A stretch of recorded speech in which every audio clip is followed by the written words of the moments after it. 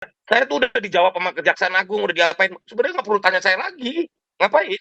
Iya, kecuali kamu di pihak sana, mau nanya terus, mau ini terus, gitu loh. Gitu, nggak perlu, mau sosmed berapa juta pun nggak ada masalah. Saya udah diajarin sama Pak Jokowi, diemin aja, nanti fitnah juga hilang kok. Assalamualaikum warahmatullahi wabarakatuh. Kembali lagi di channel Prayoga Muhammad. Gimana kabar kalian semua? Semoga baik-baik saja ya, dan dilancarkan segala rezekinya.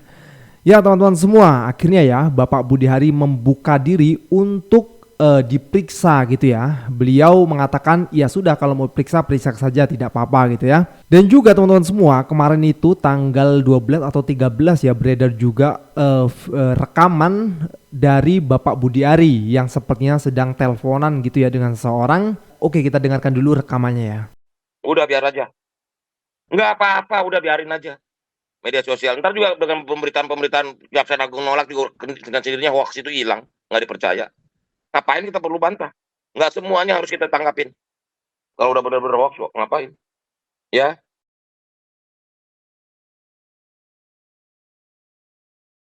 udah biar aja, kebenaran pasti menemukan jalannya sendiri. Gitu loh. Urusan biar aja, gitu loh. Nggak perlu saya jawab.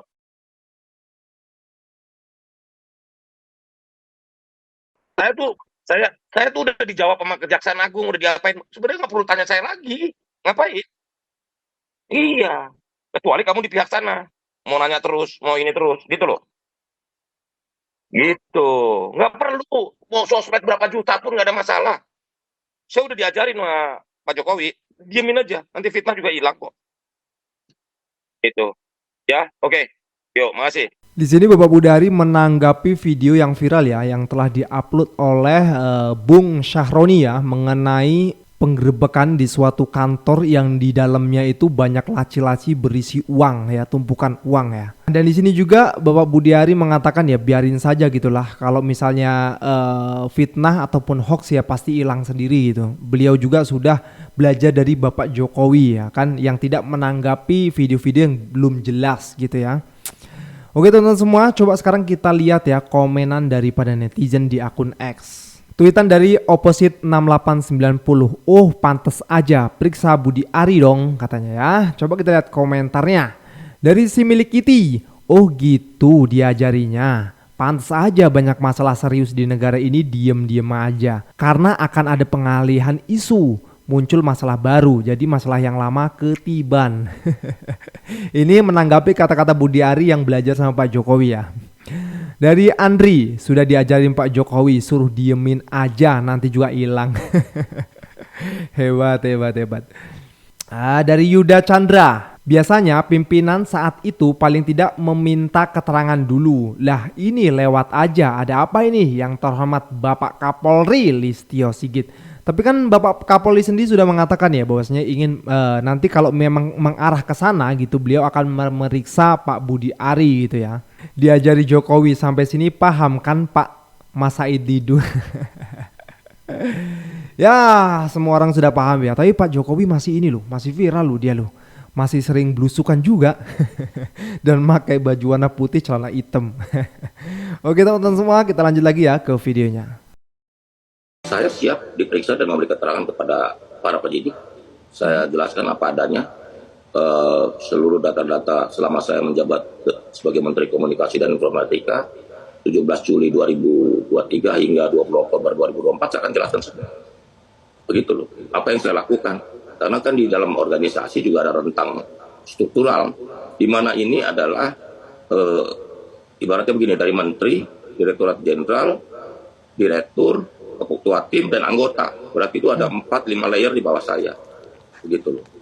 Oke. Ini dan sejauh saya ini sih apakah sudah ada begini, kalau dari kalau saya menyimpulkannya begini, ini sama kayak kasus korupsi SDM yang eselon 3 semua itu. Yang nggak ada sangkut pautnya dengan eselon 2, eselon 1 bahkan menteri gitu. Mereka bermain sendiri aja ini. Yang terus terang memang harus kita akui, makanya saya bilang kita dihianatin ini. Mereka bilang udah nutup 100.000, ternyata ada 1.000 juga yang dioper itu. Coba kita sederhanakan logikanya. Komdigi punya data ke semua situs judul, betul? Betul. Setiap situs judul ada rekening depo, betul? Betul. Blokir rekening deponya. Dari puluhan rekening depo setiap hari akan disetorkan ke rekening transit, betul? Betul. dari rekening transit sangat kecil kemungkinan ditransfer langsung ke bosnya. Besar kemungkinan akan melalui proses money laundering. Betul?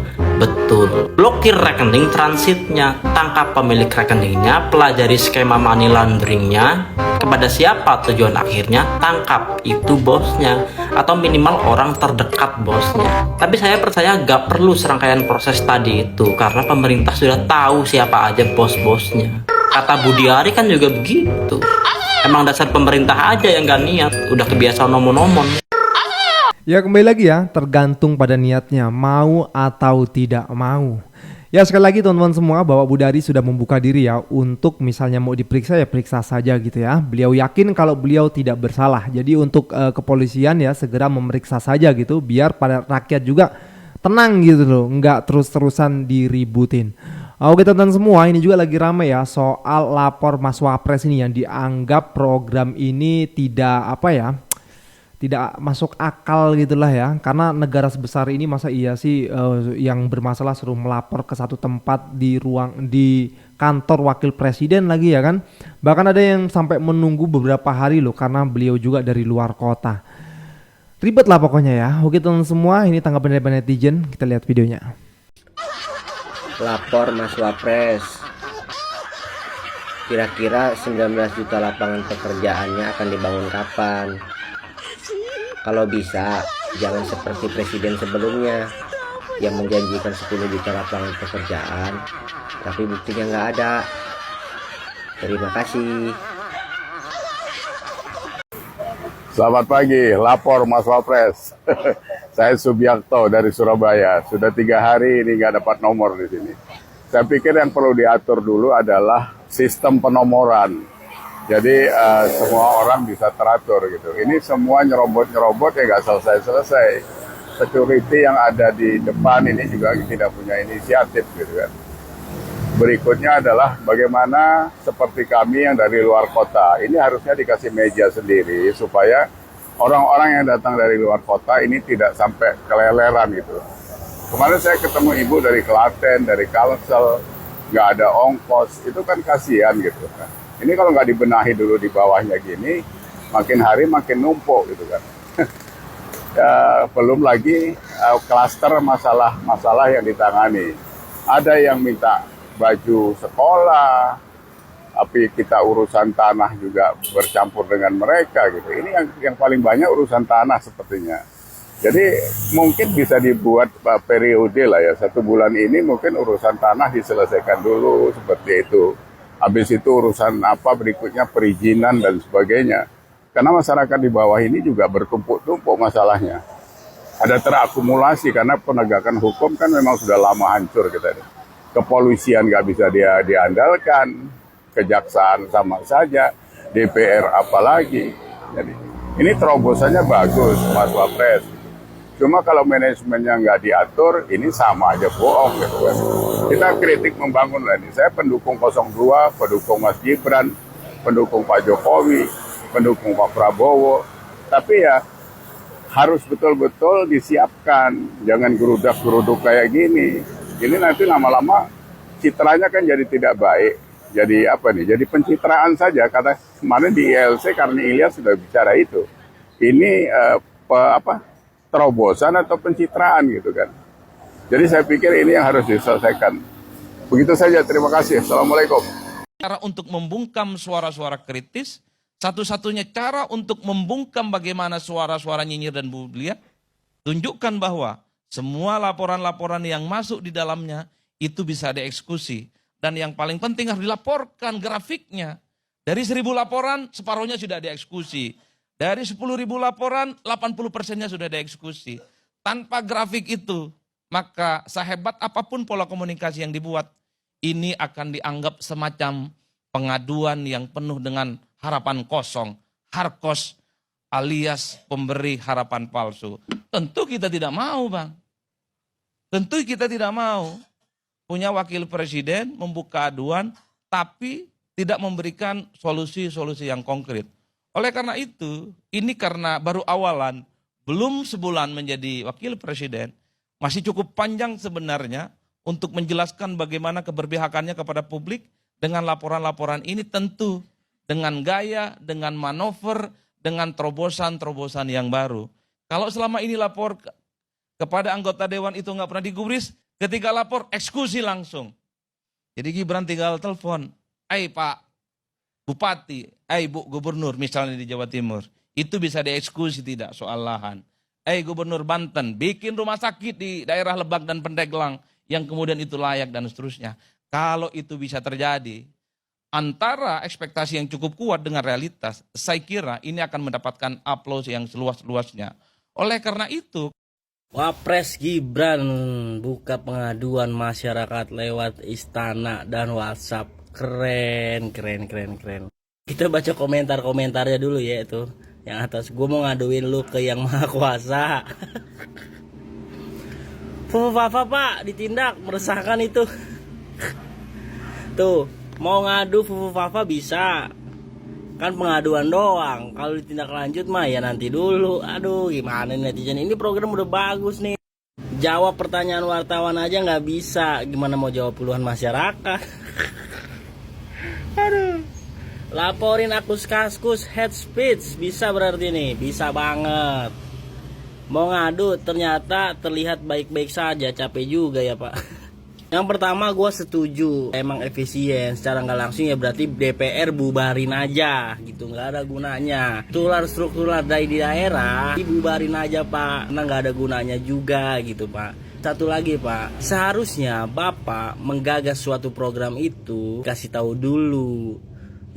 Bapak aja memimpin Solo kagak ada tuh program kayak gitu. Dan program yang bapak lakuin sekarang aja nih nggak ada juga kayaknya di visi misi bapak. Fine aja program ini kalau emang efisien. Cuman yang jadi pertanyaan, kalau ada orang yang ngelaporin masalah hilirisasi yang berdampak dengan hilirisasi, yang dimana hilirisasi itu kebijakan dari bapak anda, apakah anda tindak lanjuti? Kalau ada orang yang mengadu tanahnya belum dibayar oleh pemerintah, yang di situ juga kebijakan bapak anda, apakah anda tidak lanjuti juga? Satu lagi pak, bagaimana caranya untuk menampung seluruh aspirasi masyarakat satu Indonesia? Bagaimana caranya? Apa aja belum mencoba dan mengaplikasikannya ini ketika Bapak menjadi wali kota Solo. Itu skala daerah, bukan skala negara. Jadi menimbulkan banyak pertanyaan besar. Bagaimana bisa dan bagaimana agar program ini efisien untuk dilakukan. Apakah ini hanya program semata-mata untuk menaikkan elektabilitas Bapak ketimbang elektabilitas Bapak Prabowo Subianto? Nah ini bisa jadi nih program gimmick atau program serius. Nanti kalau cuma ditanggapi laporan-laporannya saja tanpa ada penyelesaian, ya jelas itu namanya gimmick dong ya kan. Tapi kita tunggu saja guys. Oke, kita lanjut lagi ke videonya. Pada sadar nggak kalau medianya Mas Wapres itu lebih lincah dari medianya Pak Pres? Ini kalau begini terus Mas Wapres akan makin kinclong. Nanti dia bisa memanen hasilnya di 2029. Kira-kira kalau media masa lincah Citra kinclong, bisa maju nih dia di 2029. Nyapres. Ya nggak?